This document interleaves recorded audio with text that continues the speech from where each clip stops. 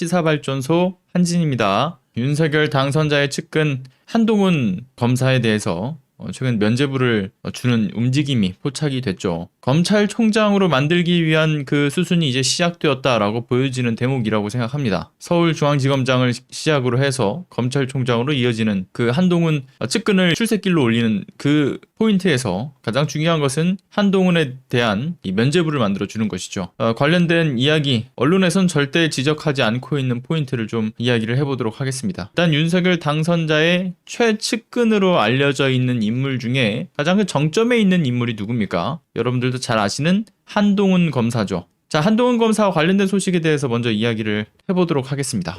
자, 여러분들도 소식을 좀 들어보셨겠지만 어떻게 된 게 우리가 지금 함께 예상을 해왔던 그림대로 그 그림에서 하나도 변화가 없이 그대로 진행되어 가고 있는 모습들이 계속 연출되고 있어요. 검언 유착과 그 밖에 윤석열 당선자의 비위에 있어서 가장 핵심적인 증거라고 볼 수 있는 한동훈 검사의 휴대폰 포렌식을 수사팀에서 뭉개기 시작할 때부터 우리는 검찰이 어떤 식으로 반응할지를 이미 예견했던 것 아니겠습니까? 이것이 하나도 틀리지 않고 국민들 눈치 따위는 안중에도 없듯이 아주 정직하게 아주 일관되게 검찰공화국을 만들겠다. 그렇게 해서 만들어 가고 있는 윤석열 당선자와 윤서방파의 그 행동력에 정말 이 21세기 민주주의와 이 법치주의 현대 사회를 지금 살아가고 있는 한 시민으로서 정말 기도 안 차요. 참 좀 안 좋은 표현으로 얘기하면 역겨운 모습들이죠. 자, 일단은 이 황당한 소식 기사로 먼저 보고 이야기를 더 나눠보는 것으로 하겠습니다. 자, 노컷뉴스의 기사인데요. 채널A 수사팀 중앙지검장의 한동훈 무혐의 정식 보고한 듯 한동훈 검사장과 이동재 전 채널A 기자가 공모했다라고 하는 이른바 채널A 사건 수사를 담당하는 형사 1부가 채널A 사건 관련 수사 상황을 이정수 서울중앙지검장에게 공식 보고를 했다라는 소식입니다. 보고는 형사 1부 소속의 주임검사와 부장검사, 1차장 검사가 참석한 채 1시간가량이 이뤄졌고요. 수사팀은 한동훈 검사에 대한 그동안의 수사 내용을 바탕으로 해서 무혐의 처분을 해야 한다는 이유에 대해서 상세하게 보고를 했다라고 합니다. 중앙지검 관계자는 보고 내용에 대해서는 밝힐 수 없다라고 하면서도 증거 분석 사항과 관련 법리 등을 종합해 신속하게 판단하겠다라는 내용을 밝히기도 했죠. 채널A 사건을 담당해온 중앙지검 형사 1부, 지금까지 수차례에 걸쳐 지휘부에 한동훈 검사에 대한 무혐의 의견을 낸 것으로 알려져 있습니다. 하지만 지휘부에서 수사가 더 필요하다라는 취지로 의견을 반려했다라는 의혹이 불거지기도 했다라고 노컷뉴스에서는 이야기하고 있죠. 지난 1일 이 지검장이 수사팀에 일주일만 기다려보자라는 취지로 말했다는 내용이 보도가 되기도 합니다. 앞서 박범계 법무부 장관은 지난달 31일 채널A 사건과 관련한 수사 지휘권을 발동하려다가 논의를 중단하기도 했죠. 수사팀의 이 한동훈 수사 무혐의 보고 논란, 이번만이 문제가 되었던 것은 아니죠. 벌써 어제자 이 지검장의 보고까지 총 보고 횟수만 따져보더라도 무려 12번입니다. 이 12번, 2020년 4월에 고발장이 접수되고 난 이후로 2년여간 이 해당 수사팀이 수사를 벌이면서 아시다시피 이러한 그 무혐의 보고만이 아니라 초반부터 무혐의를 하고자 하는 움직임은 있어 왔죠. 특히나 윤석열 당시 그 총장이 수사를 뭉개려고 어떤 시도를 계속하면서 그 당시 2020년 7월쯤에 추미애 당시 법무부 장관이 수사 지휘권을 발동을 하지 않았습니까? 그렇게 수사 지휘권을 발동을 하면서 해당 수사에서 검찰총장의 지위를 배제시켜 버리기도 했었죠. 그러나 수사팀 선에서 이성윤 서울중앙지검장 시절에만 무려 9차례가 있었고요. 그리고 이정수 지검장인 현 체제에서만도 무려 3차례의 무혐의 보고서를 이 수사팀이 올렸던 겁니다. 그래서 이번이 12번째인 거죠. 어제자로 12번의 이 보고를 올린 겁니다. 그리고 나서는 이들의 기술이 들어가게 되죠. 여러분들 아시다시피 그 검찰에 아주 특히나 잘 써먹는 전략이 있지 않습니까? 그 하나의 수사 기술 마냥 사용하는 바로 언론 플레이를 펼치기 시작합니다. 그런데 수사 초반에서부터 이 검언유착과 관련해서는 한동훈 그 검사에 대한 수사가 상당히 무리한 면이 있다, 이런 식의 보도들을 이어가기도 했었죠. 그래서 검언유착에 대한 것을 오히려 검언유착이 아니다, 이것은 권언유착이다라는 식으로 프레임을 만들어서 이것이 마치 청와대에서 검찰을 타겟팅해서 윤석열 측근을 공격하려는 모양새, 윤석열을 또 끌고 들고 와서 윤석열 당선자를 또 뭔가 모함하는 그러한 모양새의 프레임을 만들려고 했던 것이 바로 언론들이었습니다. 그렇게 언플로 분위기를 만들어서 수사팀에 대해서는 부담감을 느끼게 하거나 또는 반대로 수사팀에 자신들 자신들의 어떤 수사 동력을 얻기도 하는 방식으로 사용되죠. 자신들이 원하는 방식대로 늘 언론 플레이를 써왔습니다. 그런데 최근에도 마찬가지죠. 자, 수사팀이 이정수 서울중앙지검장에게 12번째 무혐의 보고를 한 전후로도 이 기사들이 올라와요. 근데 그것도 가관이 아니에요. 자, 예를 들어 지난 2일자 그 뉴스원의 기사를 대표적으로 좀 하나 보도록 하겠습니다. 한동훈 사건 수사지휘 논란 일파만파, 이정수 중앙지검장 결단만 남았다. 수사팀이 2년여간 11차례 무혐의 의견을 지휘부에 보고해 왔다는 점에서 이 지검장이 무혐의 처분을 계속 미루기는 힘들다는 것이 검찰 내 중론. 이정수 지검장 채널A 사건 수사 상황을 보고하라고 지시했다. 보고 지시를 내린 사실도 이례적으로 언론에 공개하기까지 했다라는 것을 이야기하죠. 자, 중앙지검장에게 100쪽 분량의 보고서, 전자결제 등 9차례에 걸쳐 무혐의 의견을 보고했지만 이전 지검장이 결재를 거부해 검찰 내 반발이 거셌던 점을 감안하면 이정수 지검장이 수사팀의 의견을 거부하거나 반려할 가능성은 높지 않아 보인다. 지금 상당히 또 부담감을 느끼고 있다라는 이야기도 지금 하고 있습니다. 뭐 예를 들면 이 박범계 법무장관이 수사지휘권을 발동하기 위해 이 지검장이 시간을 벌어줬다라는 의혹이 제기되자 이것을 수습하기 위해서 이정수 지검장이 채널A의 사건 수사 상황을 보고하라고 지시했고 이것을 언론에다가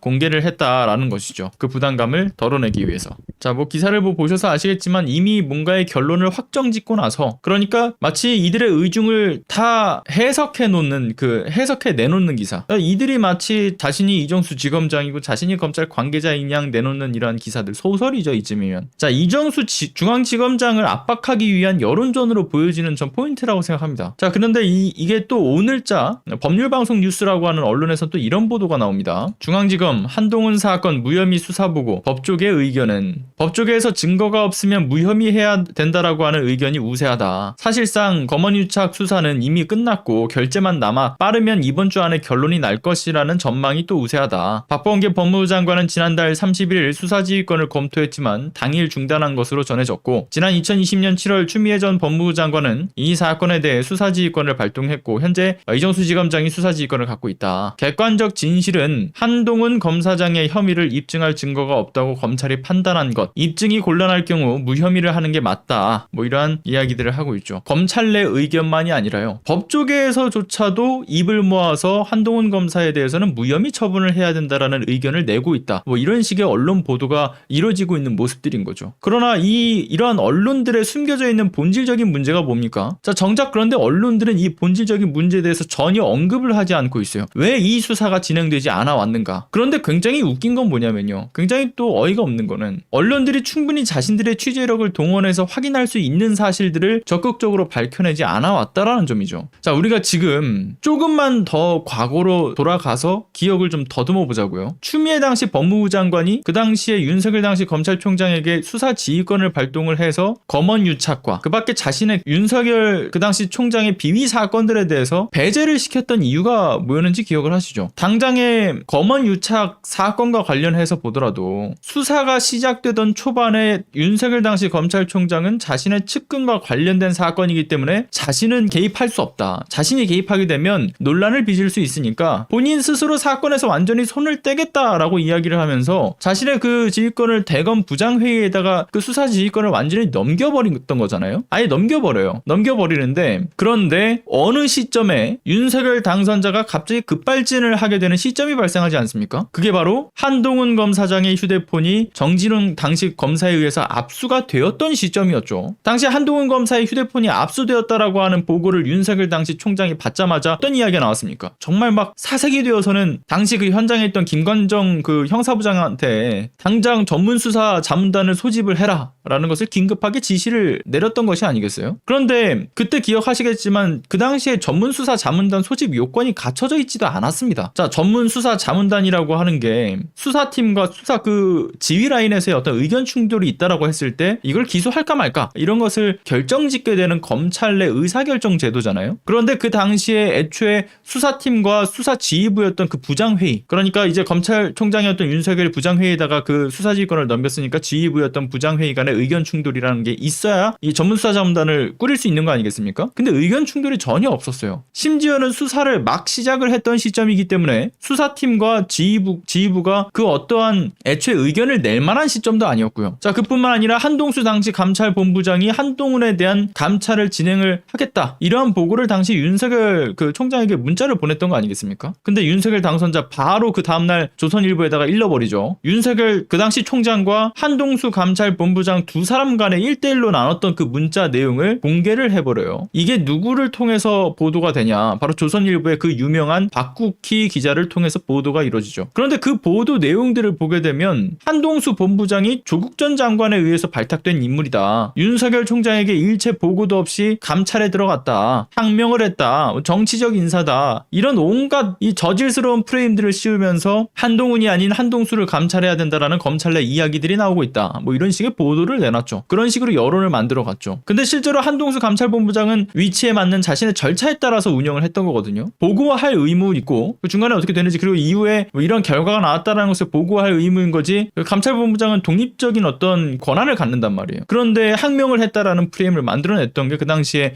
윤석열 당선자를 통한 그 조선일보가 만들어냈던 거였었죠. 윤석열 당시 총장이 사생이 되어서 이 노골적으로 수사와 감찰을 방해하기 시작했던 거 아니겠습니까? 자신의 어떤 권한을 이용해서 그리고 또 언론을 이용해서. 자, 그런데 그 이유가 뭐였겠어요? 한동훈 검사의 휴대폰에 무언가의 그 이유가 있을 것이라고 하는 것을 누가 봐도 의심해 볼 수밖에 없는 아주 묘한 타이밍이었고요. 그리고 어떻게든 휴대폰을 사수하려고 했던 한동훈의 모습과 그 밖에 연관되어 있던 인물들과 한동훈 검사와의 그 어떤 전화와 문자 기록 등의 정황들이 저 휴대폰이 열리면 진짜 다 쟤네들은 끝장이 나는구나 라는 것을 암시하던 거 아니었습니까? 윤석열 당선자의 비위와 관련돼서도 판도라의 상자가 될 것이 분명한 이 휴대폰인데 무엇보다 당장에 이 한동훈 검사와 이동재 기자가 나눈 문자만 따져봐도 거의 뭐 한 300여 건이 넘는다는 거 아니겠어요? 그래서 검언 유착 사건과 관련해서도 매우 중요한 핵심 증거물로서의 효력을 할 게 분명했습니다. 그런데 이성윤 지검장 시절부터 도대체 무엇이 급했던 것인지 핵심 증거인 휴대폰 포렌식도 없이 수사팀은 무혐의 종결로 결재를 강조했던 거죠. 근데 역시나 아니나 다를까 이번에도 1시간 동안 브리핑을 하면서 무혐의 종결 처리를 해야 된다라고 하는 것을 무려 12번째로 보고를 올렸던 것이고요. 문제는 이들이 정말 증거가 없어서 이 법리 해석상 한동훈 검사를 걸고 넘어질 명분이 없었던 것인가? 그렇지는 않겠죠. 이미 수사 과정에서부터 이들이 수사에 의지가 없음을 알려주는 소식들이 전해지기도 했던 것만 보더라도요. 어떤 우려스러운 지점들은 계속 나왔습니다. 뭐 예를 들어서 수사를 진행하던 그 과정에서 이미 수사가 한참 진행되었던 시점이었죠. 작년 1월 달에 아주경제였던 것 같아요. 아주경제를 통해서 보도가 하나 나오는데 한동훈 검사의 포렌식이 전혀 진행되지 않았다라는 보도가 나와요. 그런데 그 이유가 아이폰 10까지는 대검 산하의 포렌식 센터가 있어서 거기서 해독이 가능한데 한동훈 검사의 휴대폰은 그 아이폰 11이기 때문에 불가하다라는 이야기였죠. 그런데 이런 이야기가 나왔던 작년 1월 달에 곧바로 대책이 나와요. 어떤 대책이 나왔냐? 그거 포렌식 소프트웨어를 제작하는 셀레브레이트사 거기다 문의를 해보면 어떻겠냐? 그래서 실제로 문의를 해보죠. 그런데 셀레브레이트사에서 답한 내용이 뭐였냐면 우리 그 아이폰 10만이 아니라 아이폰 11도 풀어내는 소프트웨어 이미 개발해놨어 라고 하는 거였습니다. 그런데도 수사기관은 그 이후에도 별다른 조치를 취하지 않아왔죠. 뭐 일각에선 이런 얘기가 있었어요. 편성된 예산이 있는데 그 예산 안에서 아이폰 11 그 해독 프로그램을 사는 것에 대한 비용 지출이 좀 어려워서 그런 거 아니겠냐 이런 이야기도 나왔었다라고 하죠. 그런데 나왔지만 중요한 것은 꼭 프로그램을 보유해야만 해독이 가능했던 게 아니었습니다. 자, 그 셀레브라이트라고 하는 그 셀레브라이트사가 이스라엘에 본사를 두고 있죠. 그래서 이스라엘 본사에다가 한동훈 검사 휴대폰을 포렌식 맡기는 방법이 존재했던 거잖아요. 그리고 심지어는 뭐 그런 우려도 있었어요. 휴대폰 그거 보내다가 나중에 뭐 바다에 빠졌다느니 뭐 분실을 했다느니 이런 식으로 이제 검찰이 증거인멸을 할 가능성도 있는 거 아니냐 이런 우려를 하신 분들도 있었지만 중요한 거는요. 휴대폰을 우편물로 해서 바다 건너 비행기 태워 보내는 게 아니라 그 휴대폰 이미지 파일을 그 PC에서 이제 복사를 해서 그걸 이메일에다가 그냥 붙여놓고 보내면 끝이에요. 그냥 이메일로 보내기만 하면 끝인 건데 그 이미지 파일을 복사를 해서. 그런데 작년 1월 달만 하더라도 무려 한 1년 8개월 동안 뭉개던 수사가 작년 12월 30일에 여전히 포렌식하지 않고 있다라는 보도가 있었죠. 문화일보에서 아마 보도를 했을 겁니다. 그리고 나서 또 지난 2월에 또 장영진 기자가 취재를 해보니까 이게 지난 늦가을부터 해서 이 포렌식을 중단을 했었고 검찰 내부에서는 대선 결과를 좀 지켜보고 있다 이런 얘기를 했다라는 거죠. 이 포렌식을 대선 결과를 보고 난 이후에 이 포렌식을 할지 말지의 여부를 좀 가닥을 잡아놓은 상태다라는 충격적인 이야기였습니다. 그러니까 수사를 계속 뭉개고 지지부진하고 이렇게 막 늦추면서 윤석열 당선자의 당선 여부 여부에 따라서 포렌식을 할까 말까를 그 저울질을 하고 있던 것이기 때문에 윤석열 당선자의 당선 시점에서 사실상 포렌식은 물 건너 간 거라고 보여지는 거죠. 그런데 중요한 것은 아무리 그래도 이미 세간에서 가장 중요한 증거라고 보여지는 이 한동훈 검사의 휴대폰 포렌식이 가능하다. 이 사실은 이미 다 알려져 있는 상황이었어요. 포렌식이 불가능한 게 아니라 가능하다라는 것이 알려져 있음에도 불구하고 검찰 수사팀이 포렌식도 하지 않은 채 무혐의 결론을 보고했다라는 것은 정말 심각한 소식인 거죠. 근데 암호가 걸려있고 보안이 철저한 아이폰인데다가 대검사나 포렌식 센터에서는 이걸 열 수 있는 프로그램이 존재하지 않는다 라고 하는 것을 계속해서 강조하던 것이 검찰과 언론에서 만들고 있었던 그 프레임이었죠. 그런데 그 속내를 쭉 우리가 열어보니까 확인되었던 것이 무엇이냐, 이들이 증거를 일부러 열어보지 않고 사건을 은폐하는 그 의도성이 곳곳에서 확인이 됐던 거 아니겠습니까? 그런데 뭐 어디 이뿐이겠어요? 지금은 또 쏙 들어간 이 고발사주 문건과 장모 변호 문건도 그렇고 이게 검언유착 사건과 함께 연결되어 있는 거 아니겠어요? 윤석열 당선자가 총장직을 수행하던 시기에 그 최측근 대검 참모들인 손준성 수사정보정책관 그리고 권순정 대검 대변인, 이들이 대검에 있지도 않은 지방에서 근무하던 부산고검 차장이던 한동훈과 검언유착 보도, MBC의 첫 보도 이후에 고발사주가 이뤄지기 그 이전까지 수많은 카톡 대화와 통화를 주고받았다라는 사실, 한동훈 검사와 윤석열 그리고 한동훈 검사와 윤석열 당선자의 아내 김건희 씨 간에도 수백 회의 카톡과 전화통화, 분명 이 한동훈 검사의 휴대폰에 이 모든 것들의 진실이 담겨져 있을 겁니다. 그렇기에 어제 수사팀의 무혐의 결론 보고라고 하는 것은 매우 비상식적이고 비법치주의적인 판단인 거죠. 그래서 아무래도 이 세간에서 돌고 있는 이야기들과 같이요,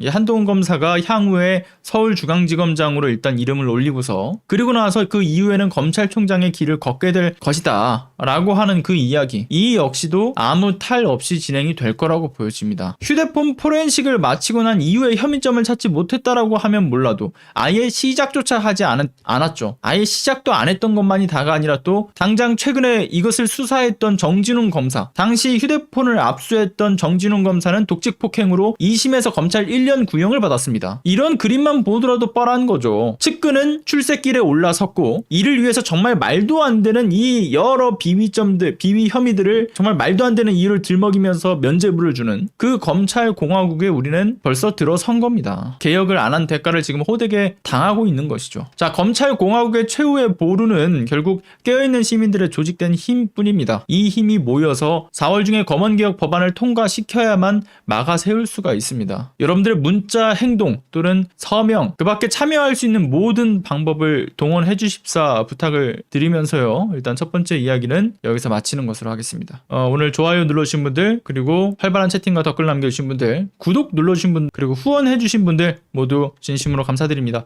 여러분들이 지금 후원해 주시는 후원금들은요, 이런 식으로 저희가 프로젝트를 진행하는 데 있어서 비용을 사용하고 있습니다. 물론 저희가 이제 이 신문사로서 등록이 되어 있는 이 언론사이기 때문에 언론사의 어떤 사무실을 운영하는 비용이라든가 그 밖에 여러 또 취재를 할 때 사용되는 비용이나 이런 것에 또 지금 사실 조금 허덕이고 있는 상황이긴 한데, 이런 것을 저희가 잘 추리고 또 저희가 투자할 수 있는 건 또 제가 또 돈을 벌어서 또 투자하고 하는 식으로 해서 계속 지금 프로젝트는 진행되어 가고 있습니다. 그렇기 때문에 여러분들의 또 뭐 후원으로의 어떤 도움은 또 이런 프로젝트를 더 늘려가고 또 그 프로젝트를 더 알차게 하는데 더 큰 도움이 되니까요. 네, 여러분들의 많은 성원도 부탁드리겠습니다. 자, 그럼 진짜 들어가 보겠습니다. 오후 6시에 뵙겠습니다. 오늘도 좋은 하루 보내세요. 감사합니다.